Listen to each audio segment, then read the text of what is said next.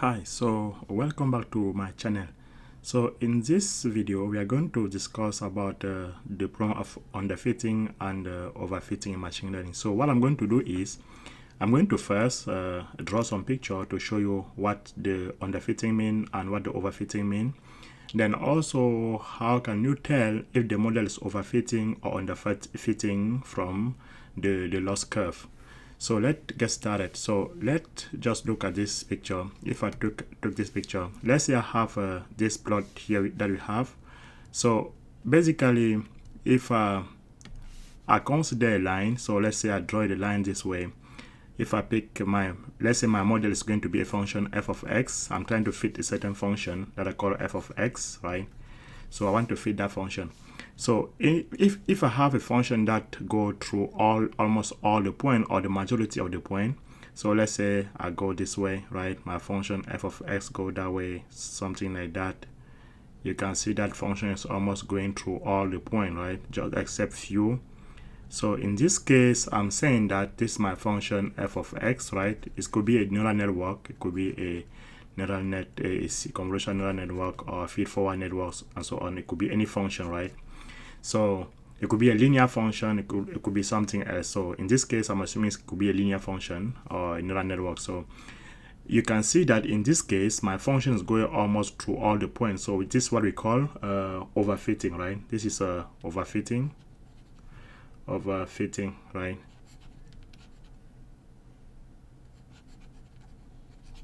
This overfitting.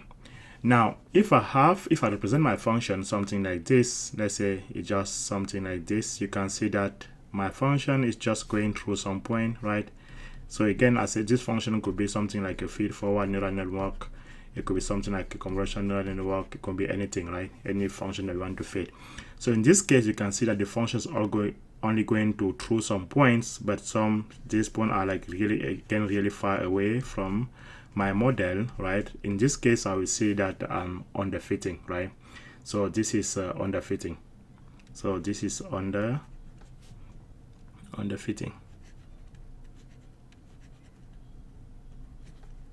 This underfitting.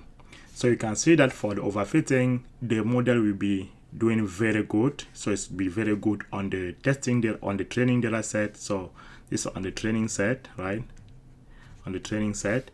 Again, here's on the training set, But so on the training set for overfitting, the model will do very good on the training set, but very bad on the testing set. So for the overfitting, the model will do very good on the training set, but very bad on the testing set.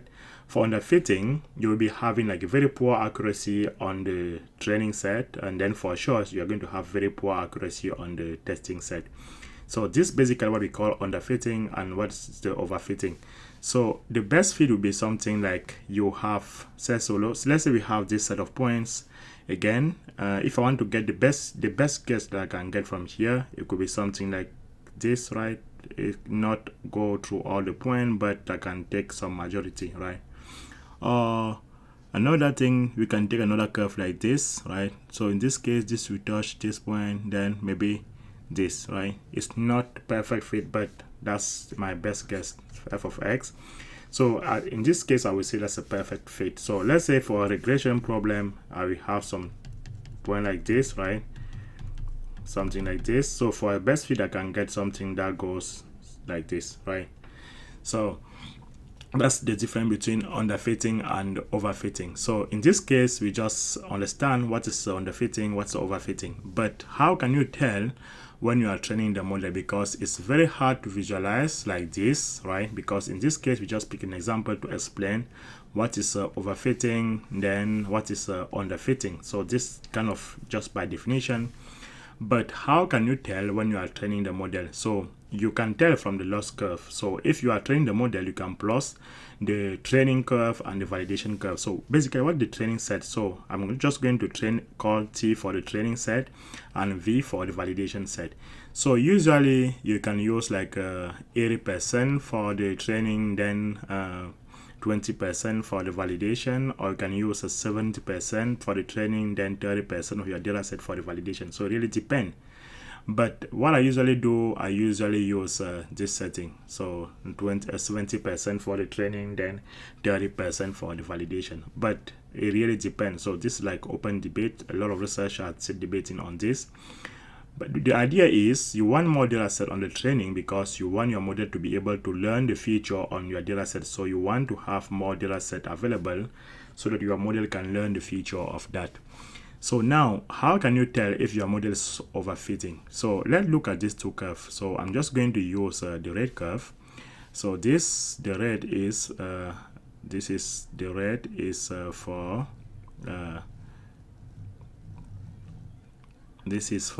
this curve is for the training. So this I call this for the training.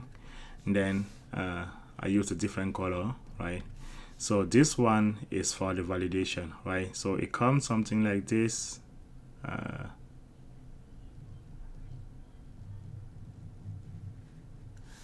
Now there's something wrong here. So let's call this is for the validation, right? So by nature you will have a low training, you have a low training loss, right? So the training loss most of the time is lower than the validation loss. So in this case we have overfitting problem. So let's say I call this airport, let's say I went up to, let's say 100 airport, right? So 100 airport, let's say this is like a 60. So you can tell that the validation loss was going down, then at some point it changed, at this particular point it changed and start going up. So in this case, you are saying that we are overfitting. So what overfitting basically is, the validation loss goes down and at some point it changes and start going up. So you can stop the model here. If you stop your training here, you get the good model. But if you keep training for 100 airport, you have like a very poor model. So what will happen in this case? So when you train this model this way, you will have a very high accuracy on the, So you have high accuracy on the trainings on the validation set, right? But so if you do this way, you have a very high accuracy on the training set, but very poor accuracy on the validation set. So what happens is, if you use this type of model in a deployment, and if you see a new data set, this model is performing very bad, right? You have very bad performance. So what people do is, usually you can apply early stopping. So early stopping is what? When you are training the model, you check. So basically you are going to be checking. So now you can have something like a variable that check for the accuracy of the validation or the loss of the validation. So if the loss start going up, right? If the loss of the validation start going up, you just stop the model there. You can use the break statement to stop the model. So and then you save the checkpoint of that model at this particular point. So in that case, you will have the model that just stop at 60 airport. So you save your model here. So you can apply early stopping. Now, this is how you can handle that using early stopping. Another approach is you apply regularization. So basically, regularization is what you have the loss function. The loss is a certain function, right? Your loss function. So let's say you have a loss function, right? So your loss will be something like, if I call this L1, right? L1. So your loss will be L1 plus lambda regularization term. Something, a regularization function, right? So this will be regularization. This could be the L1 regularization or the L2 regularization. So what happens is, when you apply regularization, this loss is you're going to have something like this. So the training loss will still be something similar to this everywhere, right? But as you apply the regularization, you will look at something like this. So this loss will start going down now. So instead of going just up there, you will see something like this, right? It start going down. Then you do that many times, you train for long, at some point you get something like this. So when you apply regularization, you may end up with something like this. You can see that there's no overfitting in this case. So one way is apply regularization, or you can also apply regularization this way, right? Using regularization term. or you can apply early stopping condition, or you can use a weight decay. The weight decay is also a form of regularization, so you can increase the weight decay. During your training process, you will notice that if you keep plotting and increasing the weight decay, you will get finally something like this, which is good, right? So that's how you handle that. Now, that was overfitting. So in this case, we discussed what's overfitting and how to overcome the overfitting problem. Now, let us look at underfitting. So basically, we have underfitting if both the training and the validation loss are very high. So the training loss is something this here. Let's say this is even better, right? So if I have something like this, you can see that it's going to be very high, right? It's not even down. And the validation also is going to be something that high, right? They're both high, something like that. You can see normally we should get something very low, close to here, right? So in this case, we have underfitting. So one way of dealing with underfitting is, that means your model is very small. So small model, so increase. So you can choose a big model. You can choose a big model. So what happened is, that means your model is not strong, it's not big enough to fit your data set. So that's why you have the problem of underfitting. And I forgot to tell you something here. So for the overfitting, in this case, is you have another problem. So you specify two problems here. You have you train for so long, right? You train for so long, or you have a very large model. So when you have this problem, you have like a big model. So what you can do, you can reduce the model. So one problem is reduce the model. Choose a smaller model, right? You choose a smaller model, or you apply regularization, or you apply early stopping. So that's how to handle this. Now for the underfitting, what you do is you choose a smaller model. So for that case, if you choose a smaller model, a larger model, you will start to get something like this, right? You have something like this for a best fit. So this is what we need. We need something that look like this. So something that's close to this, right? So this is the training, and the other one is the validation. So this is the training loss, and this is the validation loss. So this is what we need. So I can summarize that in the table here. So if I say that this is training, this is the validation, right? So the training loss and the validation loss. Now what I want to summarize is,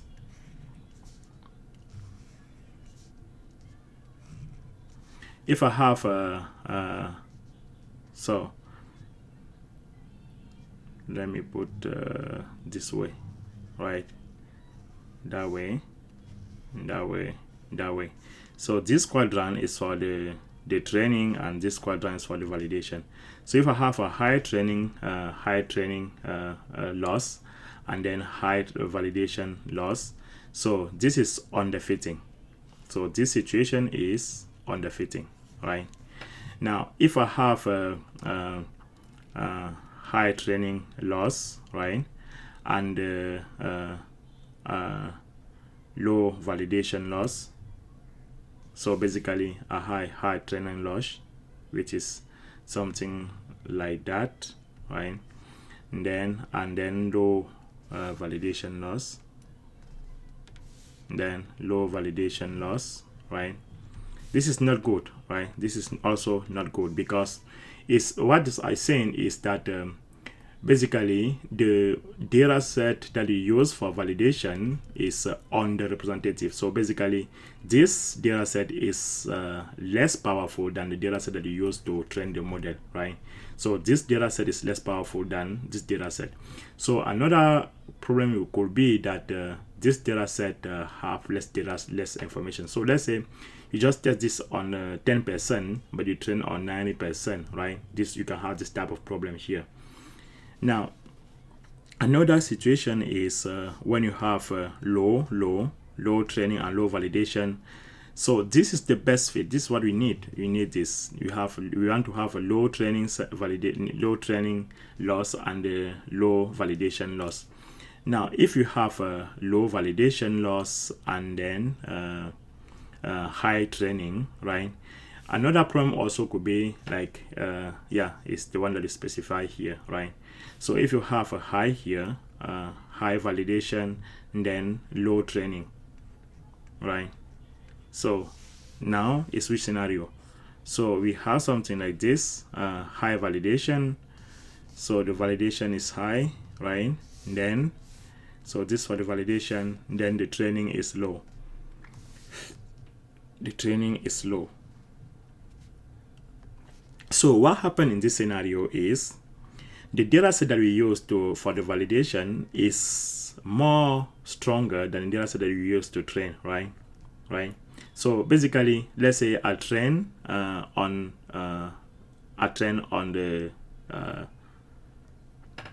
let's say I train on the 10%, let's say 70 or 60%, or let's say 40%, then I test on 60%. I can have this type of issue.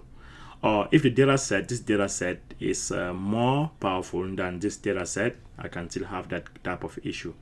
So what you need is, we need to have a low training and low validation. This is what we need because this type of model we generalize better. So generalize means that in the real life scenario, if our model see a new data set, it will give us it will still perform very well. So we need to have a low training, then a low validation loss. So that was the purpose of this video. If you have any question, please let me know. So another problem that you can encounter is that you just have you have this type of loss, something that is doing like this, right? So the data set could be unrepresentative in this case. So you have the loss that is zigzagging like this, so the data set could be unrepresentative. So yeah, so that's what I have for today. If you have any question, please let me know, and also remember to subscribe in my channel. And if you have any concern, any question on machine learning that concern this topic, please let me know, or any further topic that I want to investigate, let me know so I can do a video on that. Thank you.